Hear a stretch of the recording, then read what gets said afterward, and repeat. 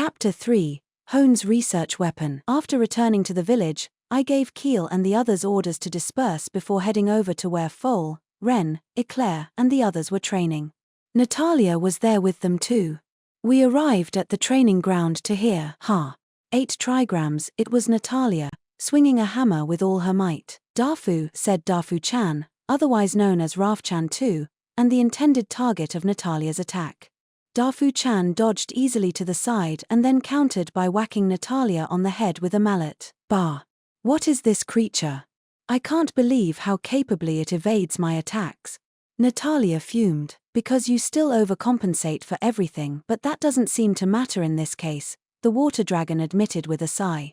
I'm willing to state that this creature is more powerful even than your own father. Dafu, said Dafu-chan. I took in the whole scene.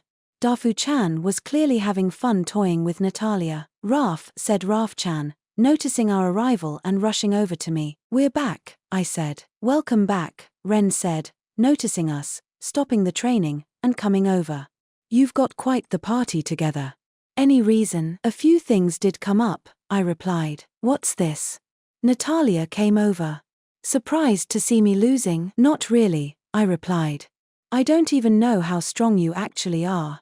Mamoru and his allies seemed pretty concerned about her, so she had to be pretty powerful, but with Dafu-chan giving her the runaround so easily, she probably wasn't all that strong. Dafu, said Dafu-chan, there's something with this little critter. It's like she can read every move I make. Natalia complained. I mean, I'm not surprised, I said with a shake of my head. Dafu-chan was powerful enough to take Sardina on and beat her too. If she got totally serious, there were only a handful of us who could hope to match her technically. Raphtalia had been hard-pressed to land a single blow, and that was when Dafu-chan had been holding back. Shildina had had trouble too. That's how strong she was. In her Raf species form, she faced no impediments. She was really something. Dafu, said Dafu-chan. I didn't see any reason to hide it. But Dafu-chan was hopping about, making it clear she didn't want me to let the cat out of the bag. I wasn't sure why. It seemed pretty unfair for Natalia. There was a whole load of stuff she didn't know now, including all of Mamoru's secrets. It wouldn't surprise me if this creature had some Q10 low technology embedded inside it. Like a dragon emperor core, perhaps, the water dragon hypothesized. Close, but no cigar. It sounds like there is all sorts of strange technology sealed away in the future. Q10 low must be secure, if they have access to it. It's certainly running rings around you. I don't think we need the extra hassle of Natalia getting any stronger, Mamoru muttered, mainly to himself. It would be a bit of an issue if she got any stronger. It hadn't looked like she was holding back when fighting Dafu-chan. This seems like an opportunity for you to learn some new tricks, the water dragon suggested. I don't especially like it, but very well. I might pick up something useful. Before we start that though, Natalia said and looked over at Philolia. Didn't you die in battle? How can you be here now, and with a strange pair of wings? Me? Die in battle? Philolia retorted with a cackle. That was all misinformation, pacifier who espouses justice. Her tone was full of life, and she struck the same kind of pose as when she introduced herself to me, the one with her hand covering one of her eyes. I fight while feeding on the power of evil, but sometimes it resists and weakens me. Expecting just such a situation, I worked with Brave Whip to create a dummy that could fight in my place. That dummy is all that was destroyed, nothing more. She had probably worked out this explanation with Mamoru ahead of time. I see, Natalia replied, looking highly suspicious but seemingly letting it slide for now. Natalia probably found dealing with Philolia a pain too. As for these wings, pacifier, do you know everything about my race? One of the secrets of my race is being able to absorb the strength of a particularly compatible enemy. This is the power of Suzaku itself. Watch my future ass-kicking and despair. Philolia crowed. So you're telling me you have the power of Suzaku in your body now? Okay then. I'm hardly an expert on races from other worlds. I will admit that, Natalia conceded. It wasn't such a crazy story as to clearly be a lie, after all. There was no way Natalia could know much about Philolia's race. To top it off, Philolia was hyperactive and a pain to interact with. It was like trying to handle a child looking for some attention, and so she always spouted stuff that might be true but also might just be made up. "Did you need me for something?" Natalia asked. It looked like she had given up on getting to the bottom of Filolia's return already. I understood that feeling. I wanted as little to do with her as possible myself. "Do you know anything about the hammer vassal weapon?" "Mamoru is looking to boost his fighting strength," I explained. "The hammer is a vassal weapon of the shield holy weapon. It plays a role in activities like forging and also in providing advice to the shield. Think for a moment about what would happen if someone with a shield fought someone with a hammer," Natalia quizzed us. "You can consider the compatibility of claws and hammer at the same time." I took a moment to consider how someone equipped with a regular shield, rather than myself as shield hero, would approach that situation. A hammer would likely be used as a blunt, smashing weapon. I considered what it would be like using a shield to defend against a hammer and against claws. Claws mainly dealt with slashing attacks. Punching would be more the role of gauntlets.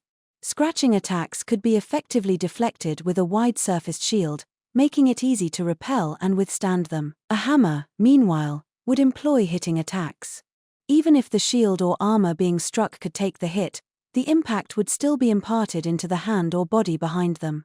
That suggested a shield bearer would have trouble fighting someone with a hammer. If there wasn't someone around who could use it, we needed to find someone and fill that spot. "Enhancing your fighting strength." "I see where you are going with this," Natalia said, nodding as I pondered the problem she had presented. "The hammer vassal weapon's whereabouts are currently unknown. It apparently departed after the previous holder was killed. This might be a good time to look for it." "You can track it down?" I asked. "Within certain limits, yes," Natalia replied.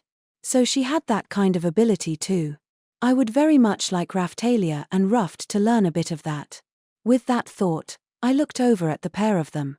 They seemed to have read my mind, because Raftalia gave an understanding nod, and Ruft's eyes were sparkling. "I will need a little time, but I will start at once." Natalia moved to leave, and then Hone, who had been silent until that moment, stepped forward. "Wait a moment.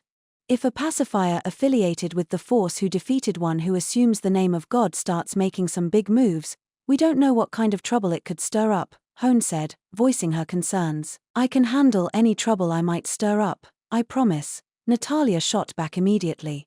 She really didn't like Hone. "Oh really? I only have the best intentions, and you don't even want to look at what I've invented." Hone replied, one eyebrow raised. "What have you done now? You don't give up, do you?" Natalia said, exasperated. "This is little old me you're talking to here. This isn't going to be bad for you, I promise. If you're heading out anyway, just swing by and take a look." "No hassle for you at all," Hone taunted provocatively. Natalia gave a sigh. "If you insist. Just because I'm going out anyway. Tell me, what is this fresh madness?" Natalia asked, still with some trepidation. "That's for me to know and you to find out. Which means Mamoru, Naofumi, Filolia, and the Heavenly Emperors need to join us in heading right back to Siltran," Hone stated. "I might need to do some cooking first," I commented. Natalia frowned over at me and then noticed the villagers and the expectation in their eyes. "I'm not one to tear people away from their plates. My inventions aren't going anywhere either, and maybe the food will lure out my descendant, letting me drag her along too," Hone said. It was therefore decided that I'd make some food right away, and we'd set out after eating. Natalia seemed to enjoy eating together with everyone in the village. This is so delicious I'm not sure I could go back to Kutenlo cooking," Natalia told me. "If we catch some fish, I could prepare some seafood dishes. I spent quite a while in your country." "It was just in the future," I told her. "That sounds like an excellent plan." "Don't you think so?" the water dragon said and was chowing down pretty impressively. I wondered why all the dragons around me seemed so similar. They all loved to eat so much. The same went for the Filolials and everyone else in the village. "How close do you think you could get?" Natalia asked, sounding interested in my idea. If she had been away for a long time, maybe she wanted a taste of the flavors of home. Kutenlo dishes made by the shield hero? "We had some efwa recently. It was pretty much the best I've ever tasted," Just sublime, Ruft cut in, jumping at the chance to bring up the names of food from home. This one was like a fluffy dish made from eggs, which dated back to the Edo period in Japan. When prepared at home, it could end up being a little bland. You needed to be careful of various aspects when preparing it, such as the stock and the state of the eggs, but it was essentially a pretty easy dish to make, involving simply warming the stock in a pan, whipping the eggs a little, and then pouring them in and hardening them up. Altering the stock that was used allowed for various different flavors to be enjoyed. Of course, if I mixed in some life force when preparing it, a little culinary doping, I could create something on a completely different level. His sashimi was delicious too. It dances on your tongue. It's so flavorful. Ruft was giving Natalia a rundown of my entire repertoire. Natalia did not reply. Natalia? Raftalia asked, making the Heavenly Emperor's ears prick up. Yes, sorry.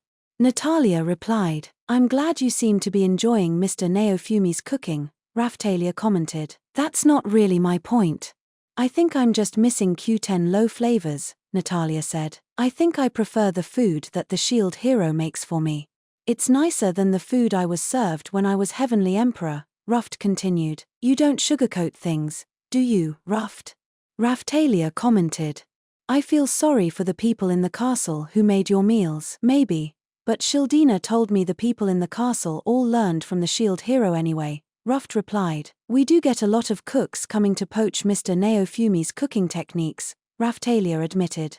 He even spent some time as a cooking specialist mirror hero in another world, where he stuffed enemies and allies alike.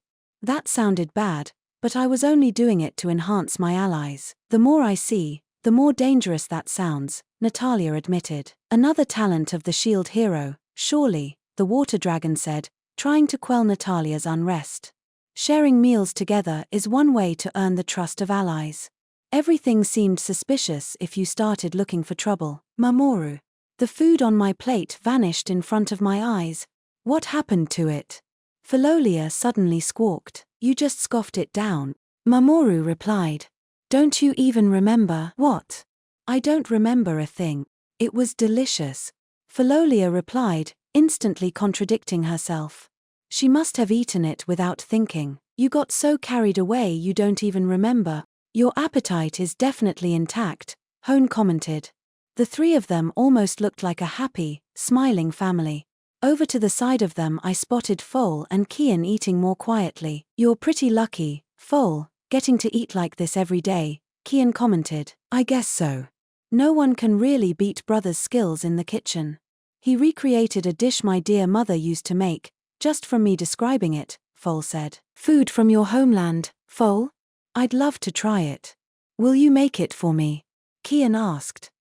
No, you should ask brother to do that, he replied. I could do that, but would you be okay with it?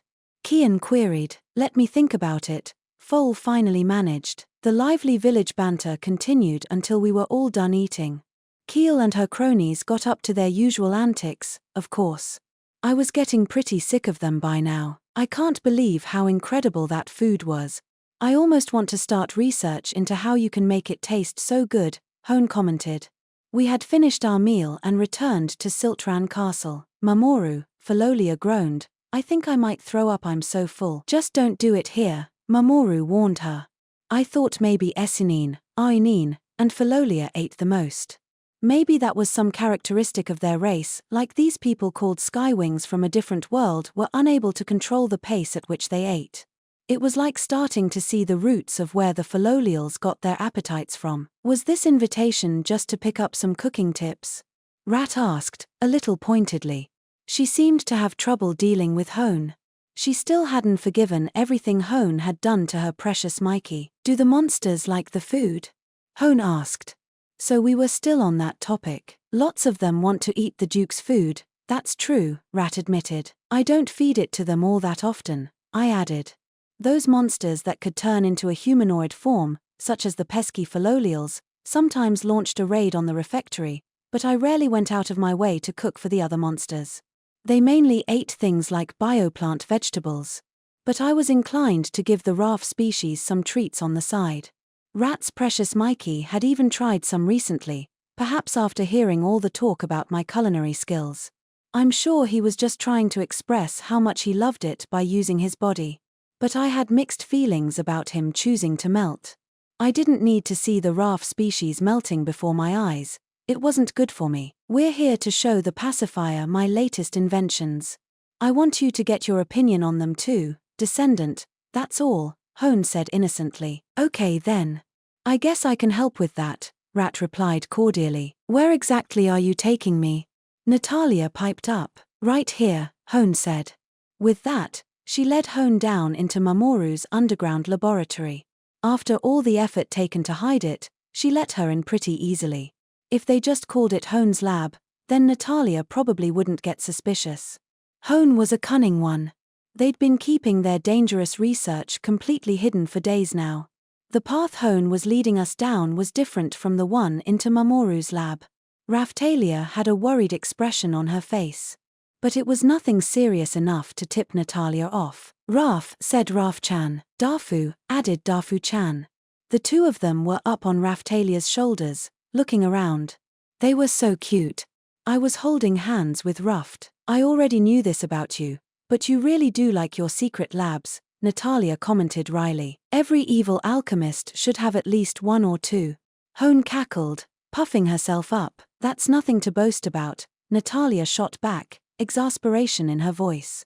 Hone had made one secret base underneath our village already. Kyo had done something similar. I wondered if Hone was right. Maybe it was something alchemists felt compelled to do. You do seem keen to show me something, Natalia continued. What exactly have you got in store for me? You'll find out soon. This is the room, Hone reported. She opened a door located deep in the facility and ushered us inside. At a glance, the room we came into looked a lot like the one in the facility under our village where she had been planning to modify Keel. There was a cultivation tank at the back of the room, which had a hammer floating inside it. That definitely caught my attention. Dafu, said Dafu-chan, as surprised by the hammer as I was. I looked at it more closely. I was pretty sure I'd seen it somewhere before. What is this? Some kind of modification of the old weapons we found in the Philolial sanctuary that you took from our village?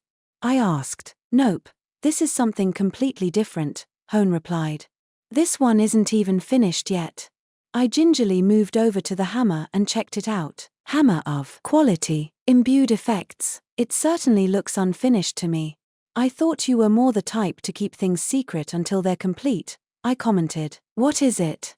Natalia asked, a frown on her face. There's certainly something strange about it.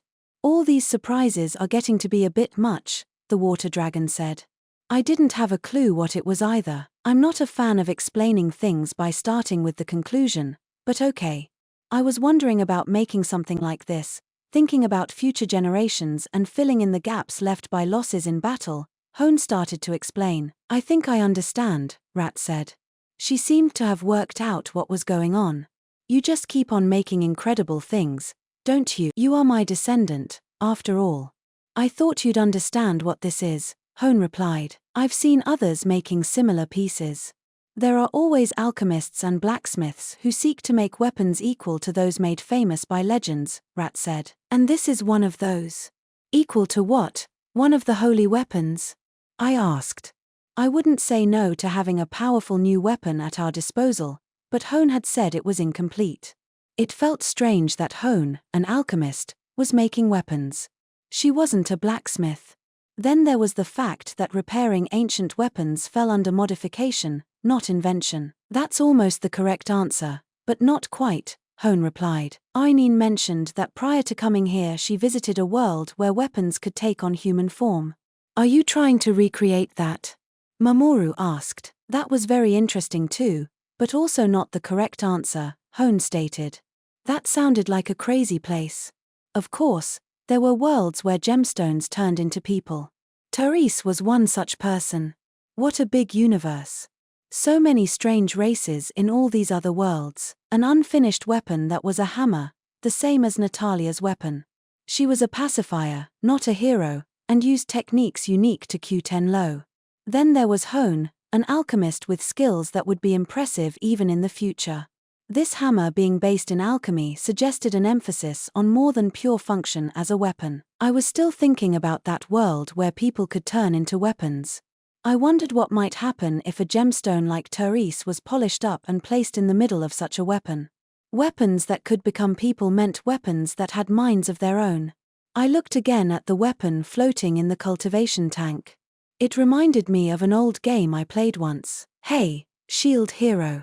This looks like the hammer Shildina used, Ruft said. Now that you mention it, his comment reminded me of where I'd seen this hammer before. It was the hammer the past Heavenly Emperor had been using. Shildina had used its latent memories to trace the awareness of its owner. If this weapon was completed and then ended up in Q10 Low, what would the term for this be? Personality transcription? I asked. Bingo. You hit the nail on the head, future Shield Hero. This invention of mine can transcribe the personality of those with skilled techniques into the weapon and then recreate their moves, Hone revealed. That would definitely recreate powerful residual memories, especially if they were there from the start. I thought as much, Rat said. But even if you have the technology to give life, is such a thing as personality transcription really possible? Turning the impossible into the possible is what I was born to do, Hone said, being as humble as ever. Pretty much none of her work had made it to our time, likely due to interference from the ones who assume the name of God. But she was going to follow up on Mamoru's research and create the Philolials as a result, so it seemed safe to expect big things from her. It should turn out to be a pretty powerful weapon, capable of copying techniques and reducing magic casting time. Unlike my other work, this isn't a living creature that looks like a weapon, Hone said. I get what you're trying to say, I trailed off. The difference there was difficult to pin down. Kyo had made some pretty suspicious weapons too. I wondered if the only difference was whether they were alive or dead. If it allowed access to the techniques and magic of the person it was modeled on, that was something different, but I wasn't ready to simply accept that and move on. If you're going to perform this personality transcription, whose personality are you planning on putting in there? I asked. I certainly didn't want it to be me. I'd rather die than have a copy of my personality going around in a weapon. If I'd never bumped into you guys from the future, I was planning on having the pacifier help me out. Q10 Low already has this kind of technique, I believe, so it should match well with her, and she'd definitely make a good copy, Hone said. She was talking about the oracle powers that Shildina had used, the ability to draw the intent out of something and trace it. You must be joking. Natalia raged. She gave Raftalia a run for her money when she got mad.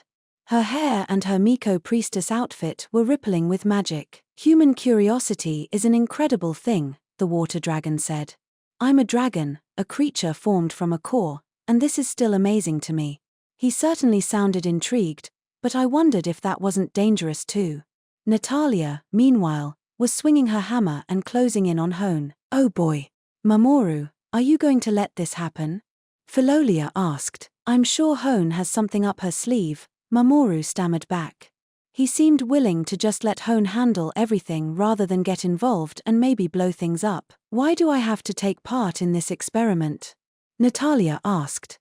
If Hone said the wrong thing here, she was going to get hammered into a stain on the floor, if not by the authority of the Heavenly Emperor, most definitely by Natalia's personal indignation. The future Shield Hero and his buddies drove off the ones who assume the name of God for us, for the time being, but what if they go back to where they came from?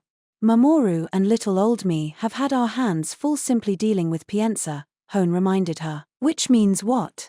Natalia retorted. Are you really going to stand by while a hero is pushed further into the corner? If we could copy the techniques of a pacifier, one so skilled in combat, and then give that weapon to someone with plenty of potential but still lacking in technique. Can you think of any greater boon? Hone asked. That's all you've got to say. Natalia replied. She looked ready to execute Hone on the spot, but Hone just smiled as she delivered the final blow. The world is in crisis. Does a pacifier incapable of self-sacrifice really have the right to punish a hero in such times? Hone jibed. Silence fell around us. I was amazed she could just come out with something so incendiary, but she was right. An observer who did nothing for the world and simply punished heroes as she saw fit was nothing but an inconvenience. Keeping to the rules didn't matter if it meant the end of the world. To top it off, the whip spirit seemed to have taken a liking to Hone and removed her from being a target for possible punishment. If Natalia ignored such comments coming from a hero like Hone who was fighting on the front lines, then her own position as a pacifier could be in jeopardy. Just forcing the elimination of Hone here would go against that role and her position as protector of the world. She got the better of you there. Give it up, Heavenly Emperor, the water dragon said, cautioning Natalia with his chin on his dragon paws. I'm still not sure, Natalia persisted. We need to be focused on maintaining the existence of this world. The water dragon cut her off. This is about more than just punishing a foolish hero or two. Natalia sounded disappointed as she lowered her hammer and backed away from Hone. This seemed to happen with her a lot. A pacifier must sometimes punish a hero, but also sometimes provide guidance. We can't rely on these heroes from the future forever. It's worth our time to help out with this kind of experiment, the water dragon told her. Easy for you to say, water snake. You might feel differently if you were the one being copied. Natalia raged. I'm no snake, and it isn't easy for me to say either. You know what kind of creature a dragon is, the water dragon reminded her. They did live a long time, that was true, especially when it came to a dragon emperor. It looked like the water dragon himself was still alive in our time. That was mind-bending, when you thought about it. She will create something with a copy of your personality as a friend for the water dragon, I prompted. I'm not sure I want a friend like that, the water dragon added, destroying my attempt at persuasion. We didn't need to make Natalia's standing any worse. If we cornered her completely, there was no telling what she might do. That's my line. Am I forced to put up with your supercilious ways even after I'm dead?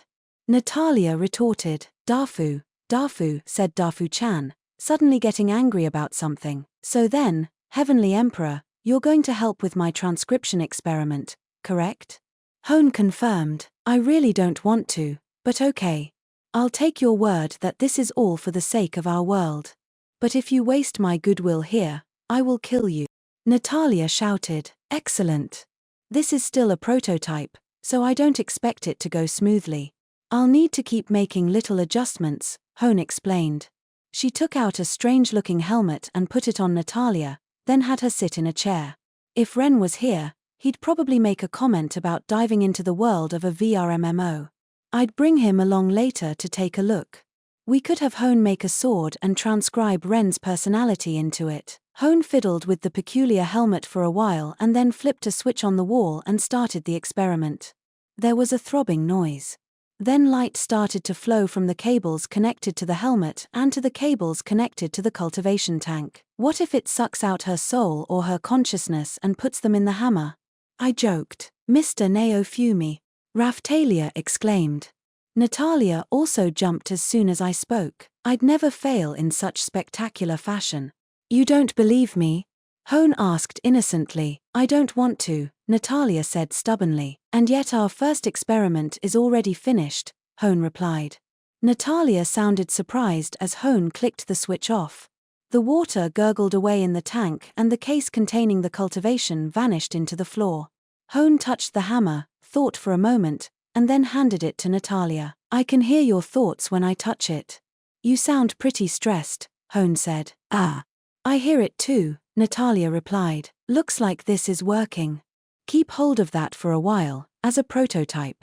The transcription should gradually transfer over, Hone said. Now I'm interested. What kind of voice do you hear?